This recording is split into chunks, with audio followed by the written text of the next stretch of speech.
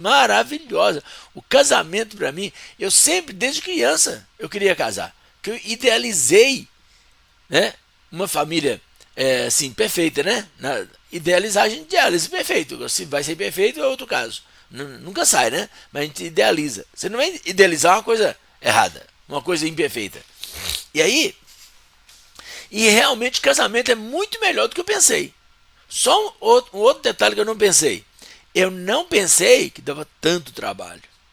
Por isso que eu casei aos 19 anos e eu não estudei nada sobre o assunto. Por quê? Na minha ignorância e ingenuidade de jovem, eu imaginei que era só casar e a vida vai dando pra gente o, a direção.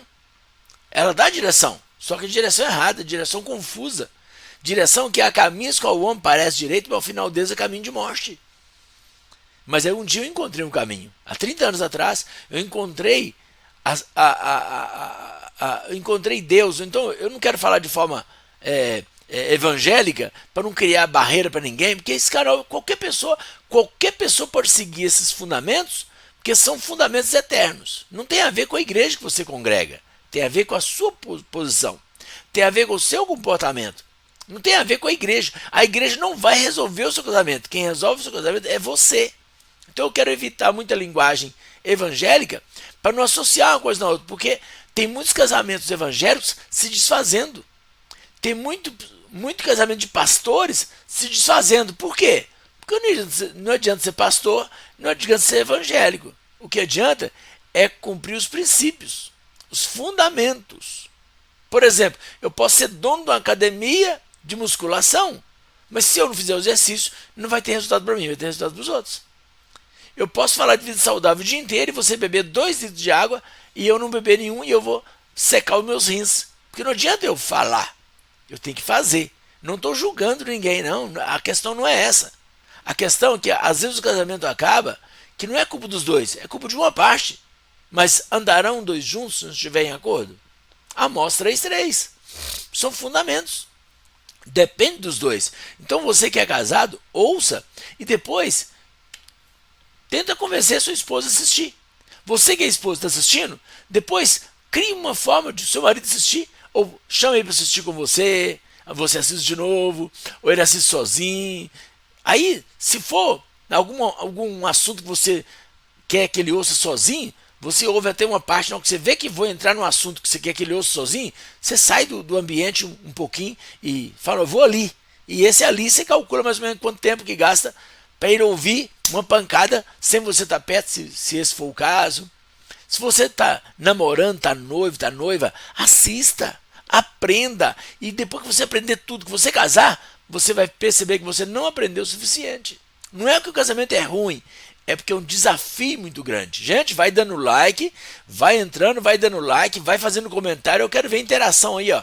Coloca aí a xícara de café aí para ficar na mente do esse emoji, coloca frase aí para nós no chat, coloca pergunta, coloca comentário, coloca testemunho. Quanto mais vocês interagirem, melhor para o canal, melhor. Peraí, não passou aqui, gente? Melhor para a gente gerar engajamento e o YouTube entregar o conteúdo para mais pessoas. Que não podemos ficar calados, não podemos deixar essa informação somente para a gente. Então, como eu estou dizendo aqui, eu casei aos 19 anos. E eu não tinha informação. E foi difícil os primeiros anos, porque eu não tinha informação. Aí depois, com 9 meses e 9 dias, a minha primeira filha nasceu. Olha só, aí ficou 2 desafios. Eu não estudei para ser casado e não estudei para ser pai. Mas eu queria ser pai. Mas, como eu disse, na mistura de ignorância e ingenuidade, eu imaginei que a vida ensinava a gente os caminhos. Ó, café em família, xícara abençoada para você fazer e ajudar a divulgar esse canal. Do outro lado você coloca a foto da sua família. Olha que bonito. Então é só chamar a Fernanda aí, encomendar e ajudar a divulgar o canal. Então, quando a minha filha nasceu, eu tinha 20 anos. Olha como é que são as coisas. Eu encarei 2 desafios sem ter estudado nenhum dos assuntos. Meu Deus, tem um pernão aqui me atrapalhando, gente. Toda hora ele vem cá, deixa ele. Na próxima vez ele não escapa, não. Minha raquete Tá preparado aqui para ele. Só que ele veio muito próximo, não deu para pegar ele. Então deixa esse pernilongo lá. Daqui a pouco eu mato esse pernilongo. Vou dar testemunho que eu matei um pernilongo hoje. Oh, meu Deus. Ele está me perturbando muito tempo. Então, o objetivo desse canal é você trabalhar a sua vida. Então, por isso que eu falei, indiferente se você é de uma religião ou de outra. A questão não é religiosa. A questão não é, tem que orar para o meu casamento. Tem que orar. Você tem que orar sem cessar. A palavra de Deus fala que você tem que orar sem cessar. Orar é o quê? Você falar com Deus. Que também não tem a ver com a religião. Você pode falar com Deus estando em qualquer religião. Mas vai me ouvir? É claro que vai. Ele não te ouve através da religião. É outro erro das pessoas. Achar que Deus ouve a oração de um e ouve de outro por causa da religião. Não. Sabe a oração que Deus ouve? Vou te ensinar. É oração sincera. Deus ouve qualquer oração sincera. A pessoa pode estar em qualquer religião. Ela pode estar em qualquer lugar. O único lugar que não adianta você orar vai ser se você for para o inferno, não adianta orar.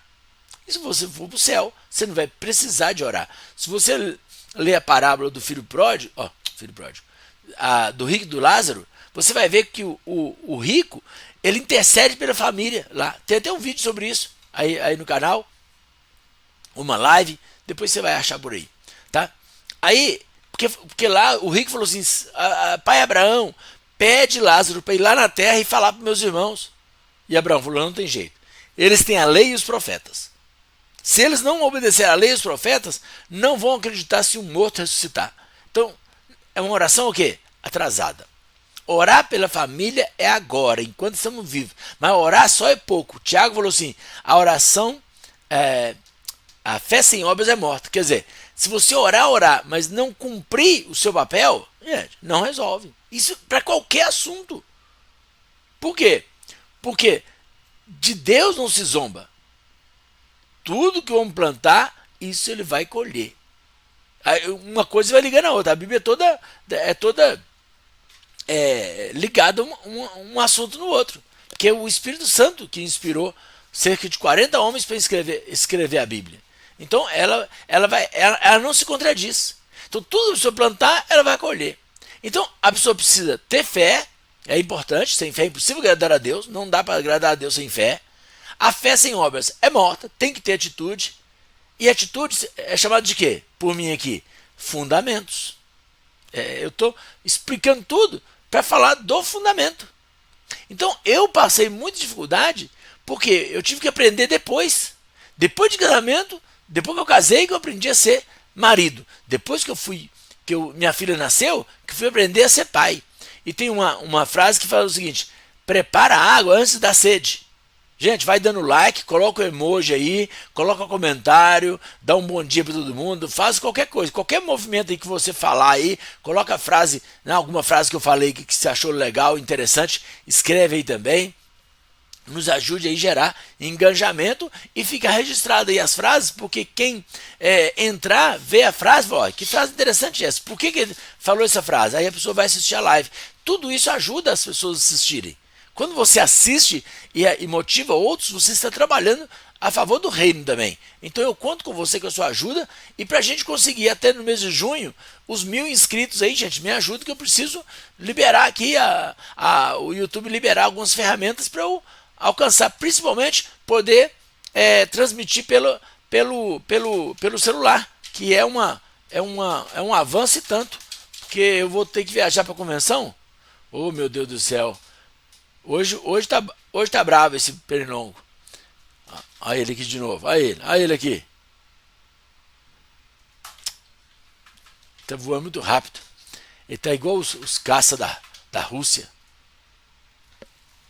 Oh, meu Deus. Então vamos lá, gente. Deixa o pernilongo pra lá. Não dá conta de matar ele agora, não. Então, ontem nós começamos a falar de um assunto e hoje vamos terminar ele, que é o diálogo. Por quê? Porque segunda-feira eu falei sobre a diferença entre, costuma acontecer uma diferença muito grande entre o que eu quero para minha família e o que eu faço para minha família. Querer, gente, todo mundo quer, mas fazer, pouca gente faz.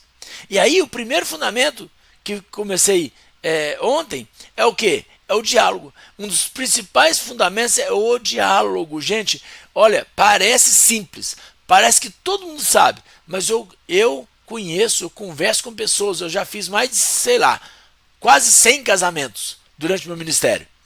Só na igreja de Serra Dourada, em Birité, eu já tenho 24 anos que eu estou lá como pastor.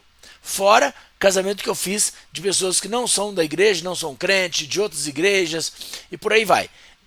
Só na igreja lá passou de 50. Tá? Então eu já fiz aproximadamente 100 casamentos. E na maioria deles eu falo a mesma coisa. E a maioria deles comete o mesmo erro. Impressionante, né? Eu sei que as pessoas que estão no casamento elas são nervosas, não vão prestar muita atenção. Mas se ela assistir a gravação, ela vai ver. E isso inclui outros casamentos que eu estou falando também. Olha só, o diálogo. O que eu vou falar é básico. É assim, todo mundo quase que nasce sabendo. Mas na prática, erra. Pode observar você mesmo. Você que está me ouvindo aqui, pode observar como é que é. Olha só. Como que o marido pode saber o que a mulher deseja? O que a mulher espera? Qual a expectativa da mulher? Qual os sonhos da mulher? Qual os desafios que ela tem? Quais os medos que ela tem? Só tem uma maneira dele saber. Só tem uma. Vamos ver se você adivinha. Se ela falar. Olha, você acertou. Você acertou se você pensou isso. Só tem essa maneira. Se ele orar, Deus não vai falar. Por que eu sei?